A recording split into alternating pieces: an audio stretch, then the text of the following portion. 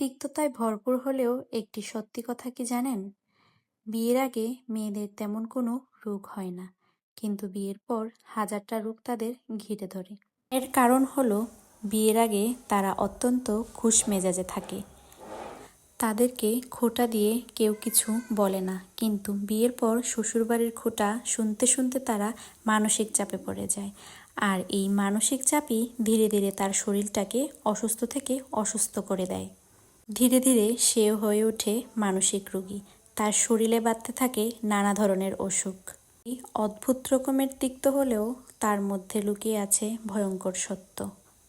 দিন শেষে আমরাই তাদেরকে মানসিক রোগী বলে চালিয়ে দিই। আমাদের সমাজে আমরা এরকম শাশুড়ি খুব কম জায়গায় দেখতে পাই, যেখানে ছেলের বউকে শাশুড়ি তার নিজের মেয়ে মনে করে।